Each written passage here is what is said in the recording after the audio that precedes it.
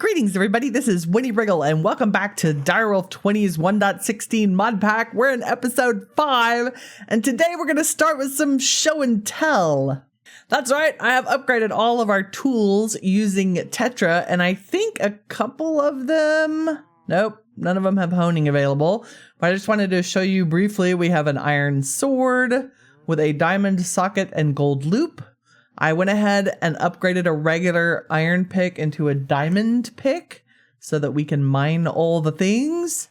Have an iron axe, which we worked on before, and an iron shovel. A couple of them have gone through honing upgrades. I've applied them to speed and durability as needed. Part of the reason I needed these upgrades is that I have started work on the quarry, or a ravine base as we have. Let's take a look. I have used the bridges from Macaw's Bridges to span the expanse. I'm very pleased with the way these look. I wish we could have gone diagonally across, but I think the way I've made do will work for now. I did use the word quarry, not mistakenly, because I think that is our story for the construction of this particular base. That this was at one point a quarry and has been worked over time. And so as we shape the landscape, it'll be to kind of cut back the walls and make it look like it's been mined over and over. I am using primarily blocks from the Create mod. So for example, we have weathered limestone, which comes in a variety of patterns. This is a beautiful block. I very much am a fan. I also am using a block I don't normally use in construction, and that is granite, because look at this gorgeousness. It's granite. Nobody likes granite. I love this. I also wanted to show you a tiny experiment I did, this time using a mod called Chisels and Bits. That's right, Chisels and Bits is back, and I chiseled this tiny precious bridge over the waterway that I have streaming down into the ravine. I don't think I'll go crazy with this mod because I could end up spending hours and hours, but I think for little touches like this, it's an excellent thing. As cute as our fancy little pond is here around the corner, there's something that we also need to address in this episode. Oh, I stole one of the trader's llamas. Hi, Betty. He's my new friend. Can you get out of my hair? Maybe. Really? Llama spit? Not a fan. Thank you. So I have the start of these little vanilla-ish gardens, and they've been great for basic resources while I've been derping around gathering resources. But I think it's time for us to do a little bit of automation.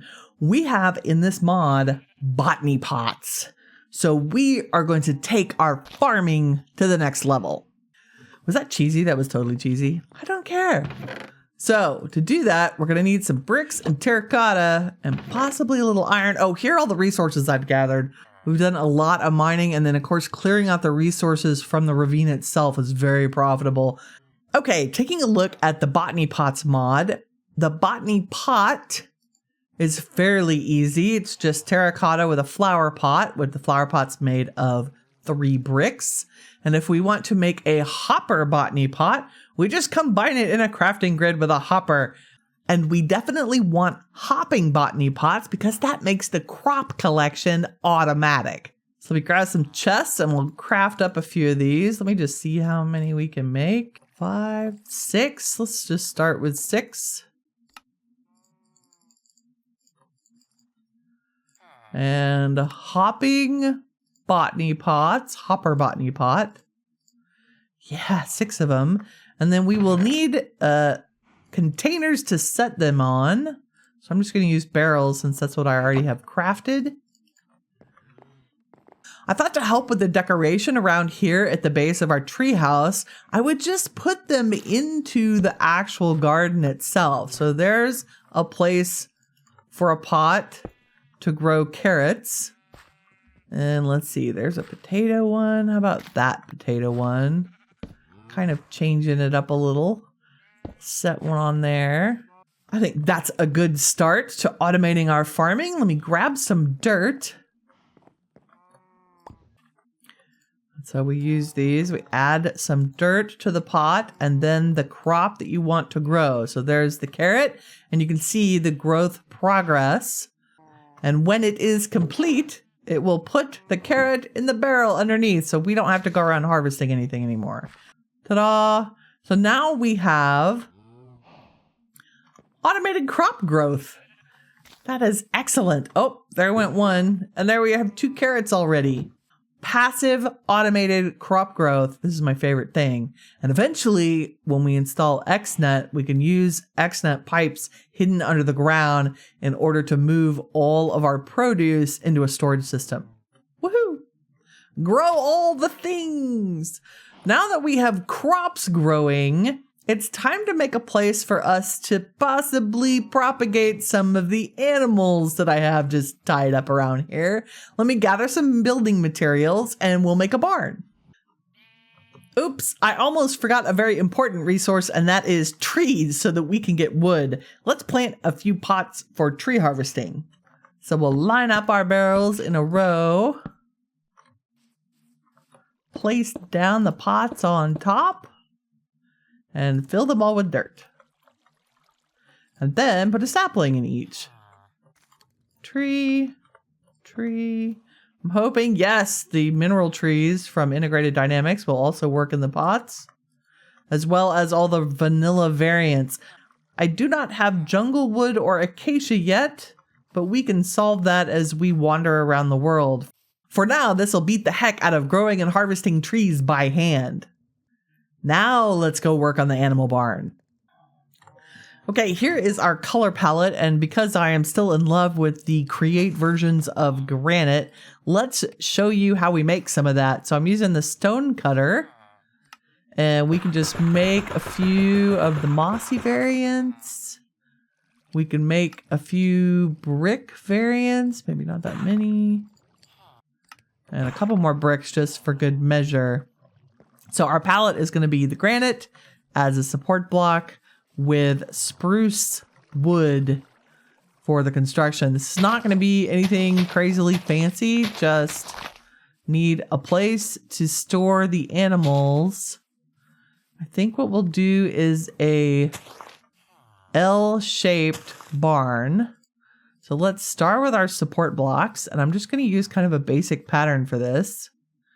So we'll do 1, 2, 3 with block. And then each space for this side will be little because we'll put like horses and llamas over here. So maybe we'll make 3 stalls over here. I think that will be good and sufficient for smaller stalls for things like our llama and horse. Over here, we're going to have to make slightly bigger stalls, and I have peeled back the wall a little bit. We might end up building a retaining wall behind it to make it look like it's been here a while. We want a workshop kind of area on the end of this in between the 2 buildings, but we also want this building to have room to put a few fence posts in front of the building itself. So if we go 1, 2, 3, 4, 5, that should be plenty big for our bigger animals. And we'll make them, how about 4 across? So this is just for the cows and the sheep. And 1, 2, 3, 4, 5. So I've made it 4 there, but 5 this way. So that is our basic layout for things. Let me lay down the fences and the gates. We'll want to come out probably 3 for each of these.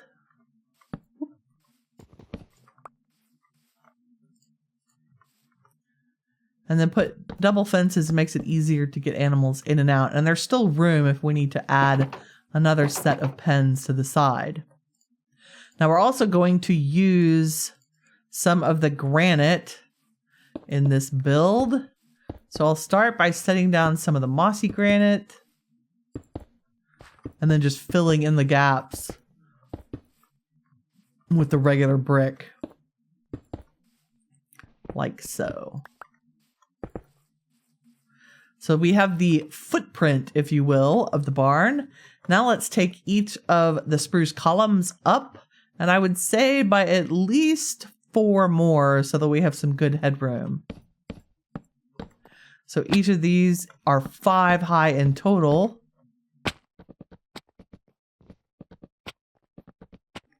With a lot of damage to our feet here. And then we're just going to connect them simply with a row of spruce logs.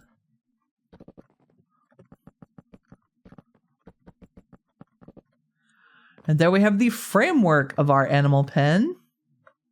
Now you might wonder, how do we keep the animals in? Because it's only 1 block high. That's very easy. This is where our fence posts come in handy. We're just going to run them along the top of the dividing walls. That way our barn still has kind of an open appearance to it. And we'll do something very similar for the other side of the barn. Let me go take a nap real quick and we'll be back to continue the build.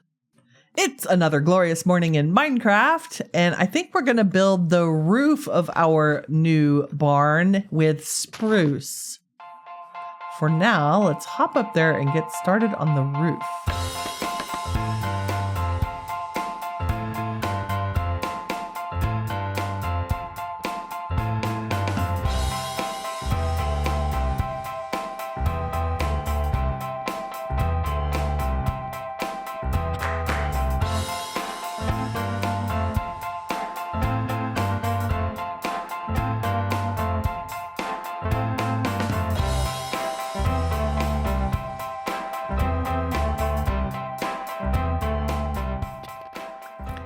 Let's take a look at the profile. That'll work just fine. So I'm going to continue that across the top of the barn.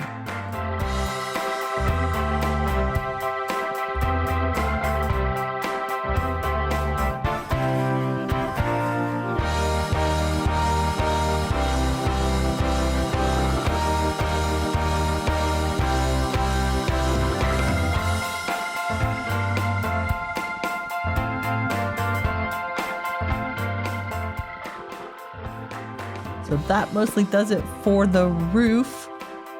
And I think I am fairly happy with that. We might fill in the sides here with the material, maybe make a little hayloft on top. I think this will do just fine for now. One last thing I want to do before we put our animals in here is add a little gravel and hay bales and maybe some coarse dirt. That'll make it look a little bit more like animals have actually been inhabiting the spaces. I think that works. Now our stalls looked a little roughed up and well used. It's time to put our animals inside.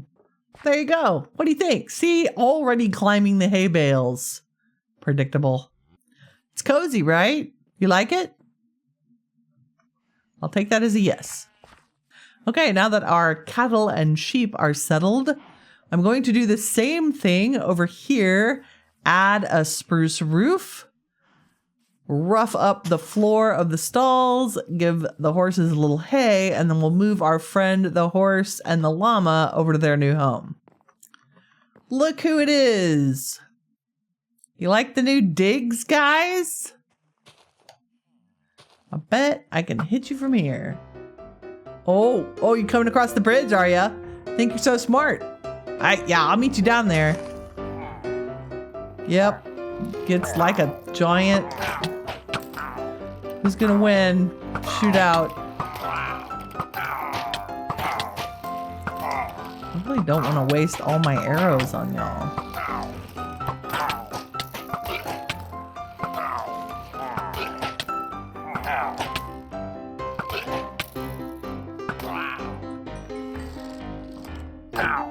Give me that banner. Nice. Okay, where was I? Finishing the barn. How'd you get in there? Get out of my cow pen. Guess we need to light this up better. I hear you. I just had a conversation with your friend. It did not end well. Sheesh. Interlopers. Now that we have everyone safely tucked in their new barn, I think that's all we have time for today. We've gotten a lot accomplished. We built barns for the animals. We got some of our resources automated, including both our wood and our growables. I made a head start on the construction for the ravine, and we have a new bridge that crosses it using the Macaw's bridges. Thank you very much for watching. If you enjoyed the episode, please leave a like. If you'd like to keep up with what's going on the channel, don't hesitate to subscribe. And remember, as always, you are the shiny stuff that awesome is made of. Take care, everybody. Bye-bye.